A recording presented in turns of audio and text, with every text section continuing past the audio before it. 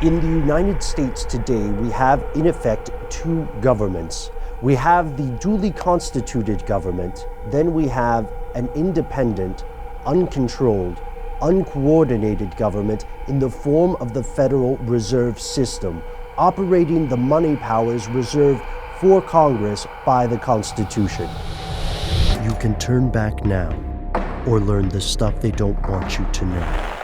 At first, the idea of a stock market seems kind of strange. You have people around the world buying and selling these intangible pieces of ideas, really, and then based on the performance of the company and their percentage of the idea or the concept of the company, then they get something tangible in return. Well, arguably tangible, money, or they lose money. Best way to explain this would be through example. So theoretically, it's a great idea to have stocks and stock markets. Let's say that Matt and I are making pizzas and we're really good at it. That part is true.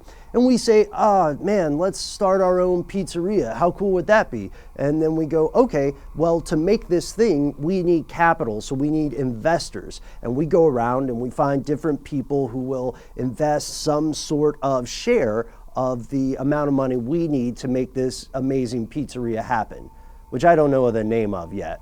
Amazing pizzeria, whatever. There's probably like 30 of those in New Jersey alone. Anyhow, we have these investors putting in cash, and in return, they're getting shares that represent a portion of the overall investment. So we're doing well, right? This amazing pizzeria is cooking along for 2 years, and then some people have made enough money that they want to get out of it, but they have to find someone to buy their share in the company. So that's where stock markets come in. A stock market is just like your local supermarket. There's a whole bunch of stuff for sale, and there are a whole bunch of people who meet up to buy it, except that sometimes these people will buy something and then sell it themselves in the same trip to the store. And ever since these things started, people have been trying to figure out how to crack the code of this increasingly Byzantine system. How can I make the most money? How can I make other people lose more money than me? How can I basically get over on everyone else? And then, of course, there are a few poor folks who are trying to make everyone else follow the rules somehow. Good luck with that, SEC.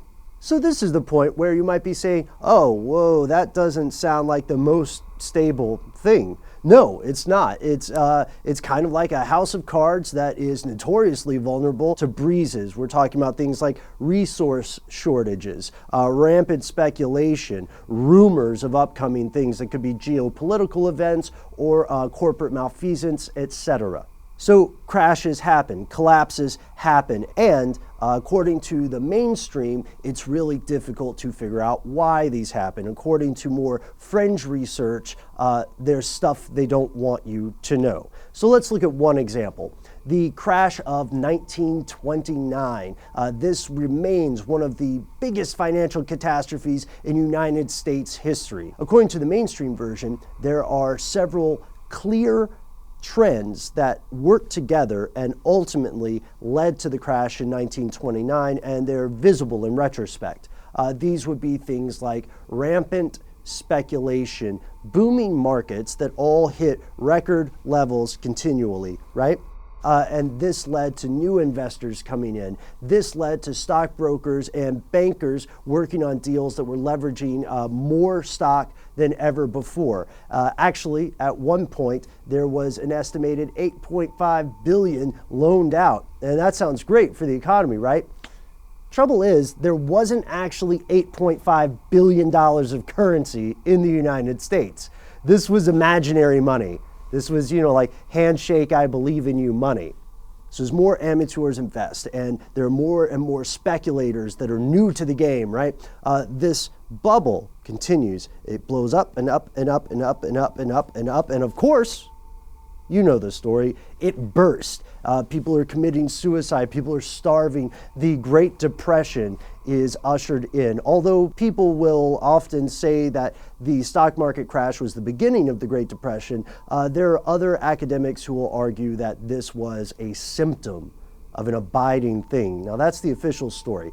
let's go to the fringe. In a book called None Dare Call It Conspiracy by an author named Gary Allen, he argues that central banking forces purposefully triggered the stock market collapse in 1929 so that they could buy up stocks for pennies on the dollar, thus gaining more and more control over the stock market as a whole. So not just over certain companies in the market, but the whole shebang, the whole labyrinthine house of cards. And why would someone do this? Gary Allen's arguing that banks that purchase these stocks have the ability to manipulate the stock market to their whim for their interest, to trigger a boom and a bust, to trigger a recession, to make the stock market rise or fall as they wish. Now, if that's true, that's a very scary thing, and it ties into Gary Allen's beliefs about the Federal Reserve System, which we've covered in other videos. And this also goes to what Matt and I are looking at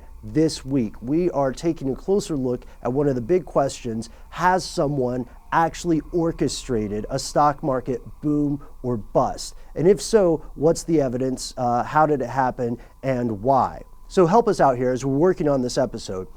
Do you think that there is a group capable of triggering a stock market boom or bust? And if so, whom? Let us know in the comments, and like and subscribe to the videos. Check out our website, stufftheydon'twantyoutoknow.com. Or if you want to cut past all that rigmarole and you don't trust the social media stuff altogether, you can go ahead and send us an email directly. We are conspiracy@howstuffworks.com. Looks pretty good. Thank you. But before I invest, I'm going to study the facts myself. That's right, Mr. Finchley. All investors should study the facts carefully before they buy any stock.